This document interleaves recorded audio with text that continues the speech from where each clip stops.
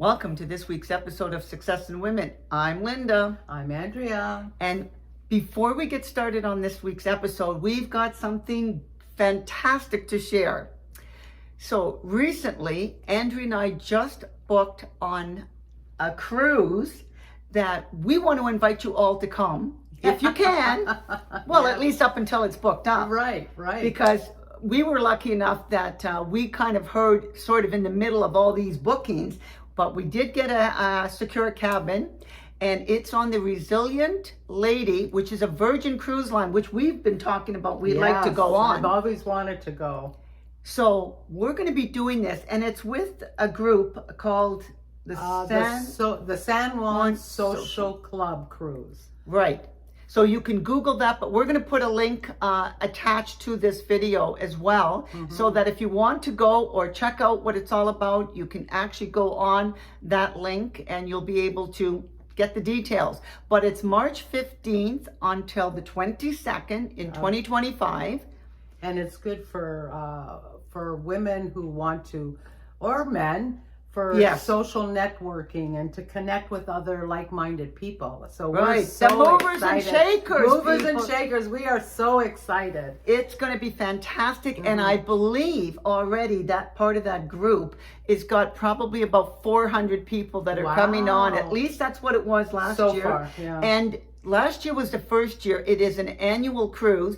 What they do besides doing masterminds, and there's going to be a lot of group activities together, but what they do is they also raise money for San Juan. And isn't it nice when you can do a cruise, meet the movers and shakers, and also do something that's very charitable? Right. Oh, that's fantastic. I am so excited. Yes, I think this is great. I hope some of you can join us. Right. I think you would really have a fun time. Yeah. Because if we like cruising, we talk about cruises all the time because we really enjoy them so much. And to go now with a business one, this is really great. Yeah, exactly.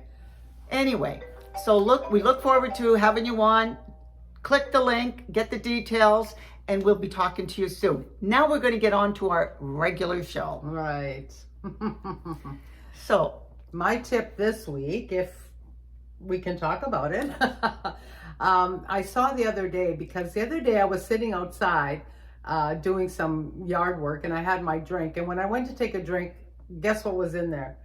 A bug. And protein. Yeah, protein. Yeah, so I had to throw it out. Who knows now with the mosquitoes and that what they're carrying, right? So anyways, I looked it up and I saw that what they suggest is with your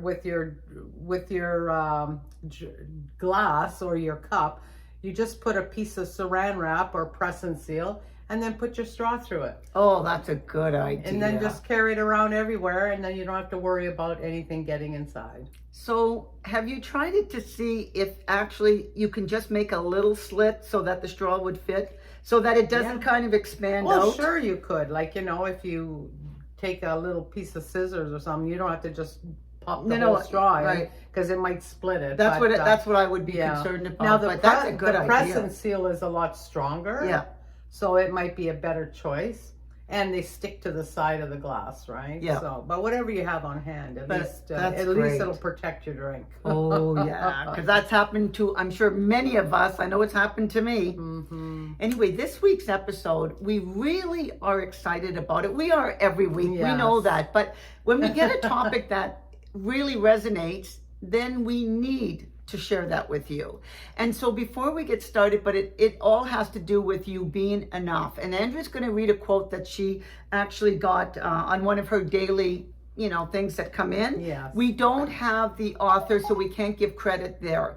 But I don't even know that this has an author, because it's quotes that we get from our WW app, like the Weight Watchers ad, just to kind of encourage you and inspire you for the day. Well, somebody had to have come up and said it. Yes. So anyways, the quote is, "You don't have to prove anything to anyone. You have always been enough. You don't need other people to accept you for who you are. You need to accept yourself for who you are." And isn't that the truth? You have no idea how that resonates with me, because It's like anything. And depending on who you have as friends, or even sometimes, you're always trying to prove to a parent that's not ever been really, I'll say, the ideal parent. And I mean, I know even in my own family, we've had, in my, I'll say, extended family of brothers and sisters and stuff, so I don't want to really pinpoint, but one of my I'll say nieces and nephew, one of them among all that I have, and that's a lot. One of them, I'll say, their father was never the most encouraging and stuff. And sometimes you always feel like you have to prove something to say, Yes. I'm worthy. I'm worthy that you should love me. Yeah, I know. Because they don't understand from an early age when a parent has not been really there for them. And so they spend their life trying to prove something. But you have to remember, you are enough. You look in the mirror and you have to tell yourself, I love you. I love me. Right. I can do that when I look in the mirror, and I don't feel embarrassed to say that. And I've always said, and it's funny with some people, the comments, but I always said, nobody loves me as much as I do. But I have to start here. I'm a close second. Yeah, there you go. But the thing is, you have to love yourself and know that you are worthy in whatever it is that you do, because people will always be there to try to make you feel like you're not enough. Exactly. You can't accept that. You shouldn't accept that. No, absolutely. And I see it in a lot of people, maybe not so much now, but as we were growing up, and for some reason, nothing they ever did or said or accomplished was good enough for their father, their mother, and they just spent so much time trying to prove themselves to them, and they wasted precious time that they could have done for themselves, because proving to them that you can accomplish something that maybe they want you to accomplish is not what's meant for you. Maybe I know a friend who, his father expected him to do this, and that, and he just followed along because he wanted to be accepted and loved by his father, but he was never happy. And the job that he really should have been doing, he never got to do. And to this day, he regrets it. So, and it would have changed his whole life. Right, but I hear that a lot, actually, where people take professions because of what their parents' expectations are and not theirs. If you don't follow your heart and you're not passionate about what you do, even if you're successful, you'll never be really happy. It won't bring you joy. That's right. And if you don't have that joy going to work, because, the whole idea is you get to go to work. Yes. That's what you should be feeling. And to do a job and waste your career, yes, you were okay at it because you wanted to prove something, but that happiness and joy wasn't there. Right. It's kind of a waste, because you felt you wouldn't be enough unless you were enough for somebody else. Yes, that's the thing. You always feel like you have to be enough for somebody else, but that's not the case, because it won't bring you happiness. And I think I've told this story before about that woman from, I think she's from Argentina, and her parents expected her to be a lawyer, which she did. She became a lawyer, but never was happy. Always wanted to be an archaeologist. Oh. And after big stretch. It is. Yeah. But after she got her degree and worked a couple of years as a lawyer and collected enough money, she's one of the top archaeologists now looking for the tomb of Cleopatra. And she might even have found it. I'm waiting this year to find out. But now she's truly happy. And she tells the story. Well, because openly. it's not work if you're doing something that brings you so much happiness and joy. Yes. I've always said that. It's like, I felt like I retired in 1990, and then I got into sales from working from the federal government. But in sales, because I did and ran my own business, it was like never work. Right. Even like my own husband, yes. He has a degree in chartered accounting. And he worked for a big company in Toronto for years, but never happy. Always had to wear a suit and tie. And finally, I just said to him, a friend came with an offer to get into business. I said, just go for it. His father wasn't too happy about it, but I said, listen, You'll never get another chance. And you're young enough. If it doesn't work out, you can go back to your boring accounting job. No, but it's true. But he did. So he did. You know, he was worried about displeasing his father, but I said, please, give it a try. You can always go back to the office. And he's never looked back. Well, He's see, never been happier. And you know, Andrea, that's the same with me, because when I told my mother, and I had asked for a voluntary layoff, which I got, but my mother was like, oh my God, you're going to go into sales? Because I had a pension, I had, good income, secure job. And because one of my brothers was in sales and was always kind of flipping different jobs and whatever, my mom saw it, he struggled all the time. Not that he wasn't a good salesperson, he was, but he was not consistent because he kept changing, which meant he always had to start fresh. And my mother saw that, and she didn't understand that was his choosing, but thought that I would go through the same struggles. And so she just really... And that's the thing too, as a parent, you don't want to see your kids struggle. So you think a good job, a safe, secure job is the way to go.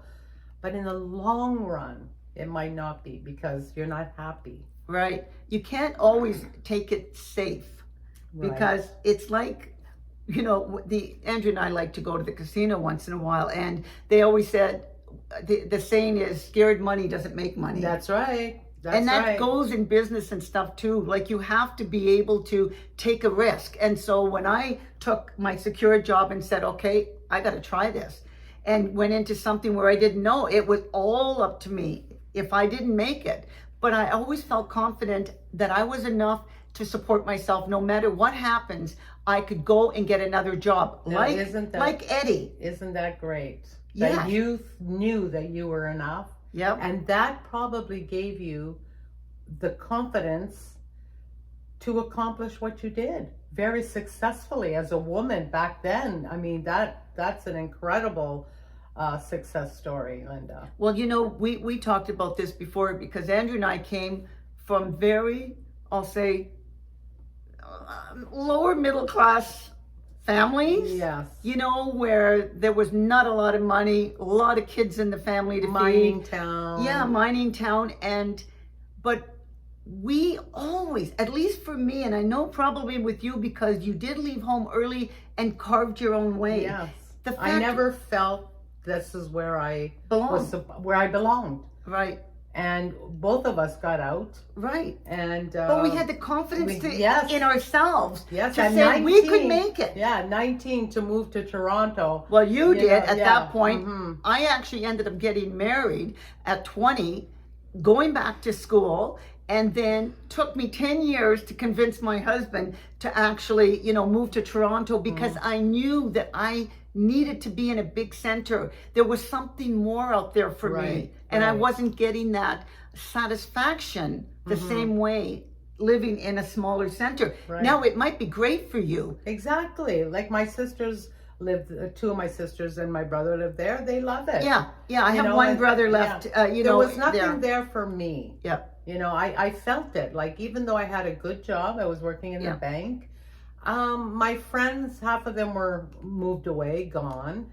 And there was nowhere, I wasn't at the time a drinker to go drinking and partying, whereas a lot of my friends were, and a lot of the boys were like that.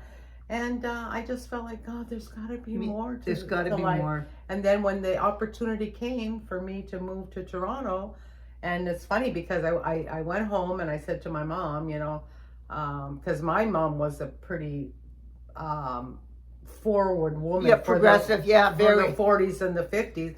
And I said, and that's even before now, because she worked before she met up with your dad, and then after had kids, was actually a homemaker. That's right. But and still understood. And you know what? To tell you the truth, I don't think she was happy leaving that job. Right. And coming to a very small town and having a brew of children to my mom was the same. Raise. I think that's why they got along so well. Yes. And I think our mothers just did because they had to and at that time, right? But I think if and my there was mother, no birth control really, No. except abstinence, and that really wasn't working for them. So no, the men and the men didn't take no cautionary measures.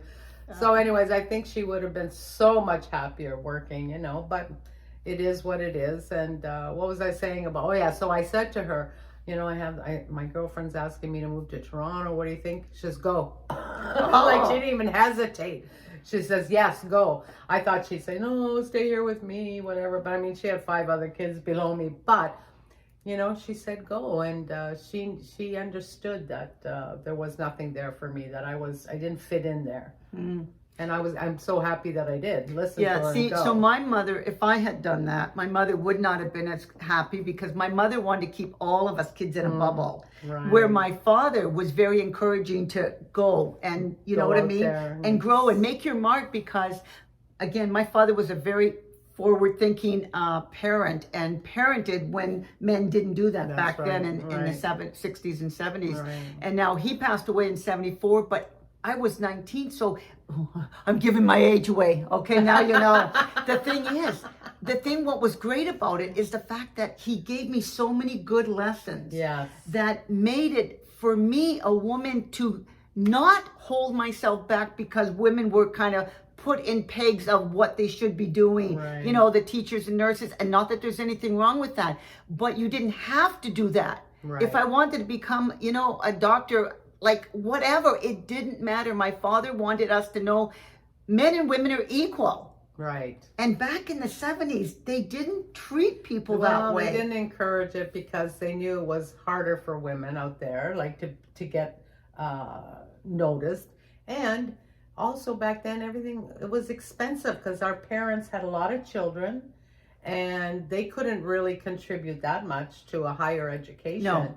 So if we didn't have part-time jobs or that, you know, that real push to go and make money somehow, it didn't happen. So getting back, so when my mom, like I said, would not have been, but then I end up marrying the guy down the street, which lived across the street from Andrea. Yes. So I ended up being married at 20, and then eventually, after I got to school and then started getting an accounting job and everything, I got a job with the government. Right. So my husband at the time said, okay, if you get them to pay for the move, because he could transfer his job to Toronto. And I worked really hard, because being in that center, a smaller community, was not my cup of tea. Mm-hmm. And so my father had taken us, you know, to the exhibition when I was 12 and my sister was 13.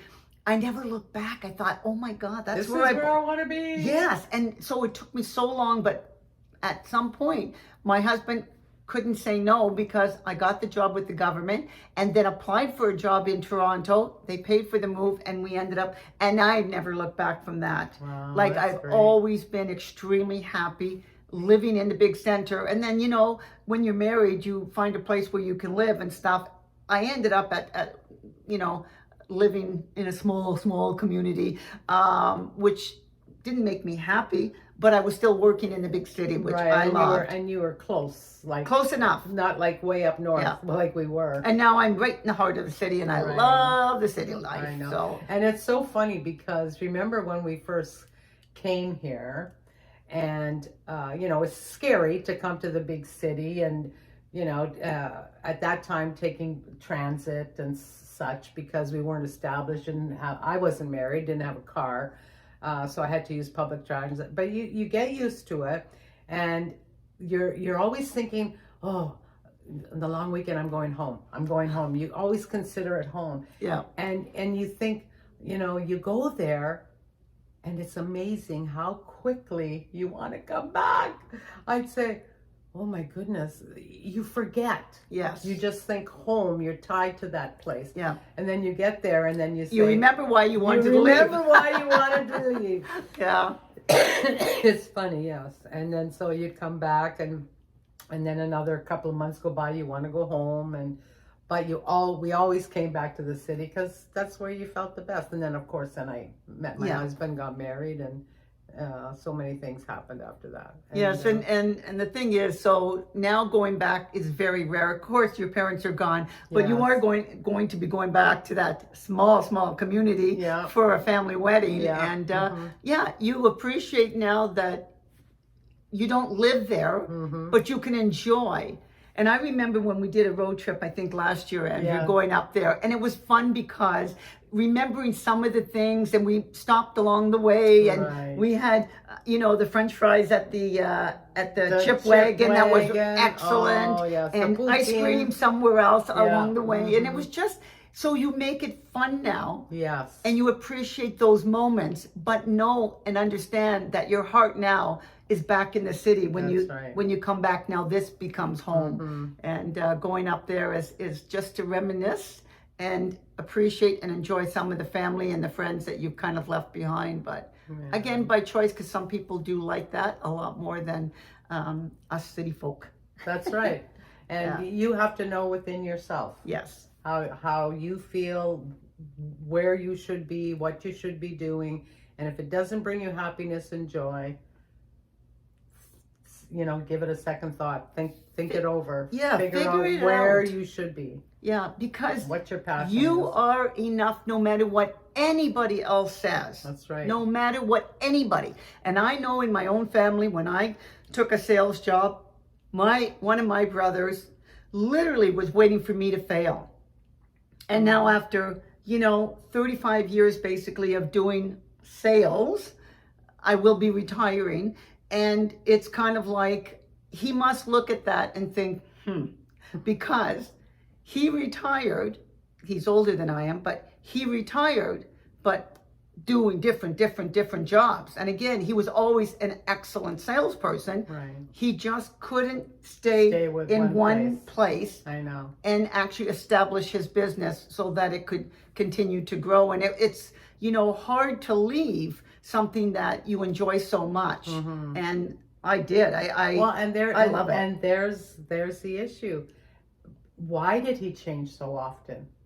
Something was not satisfying something within him. And that's the thing. And that was always within him because he was always acknowledged for being so great at what he did. Like he had awards constantly. Something was missing. But for him, that's what it is, Andrea. And, he had things happen in his life that, may have affected, I'll say, making better decisions. Or life-altering things that made the decisions, I'll say, that he chose to do, that maybe somebody else wouldn't do. But the point is, you have to know within you, what are you capable of? Right. And you don't have to please everybody. No.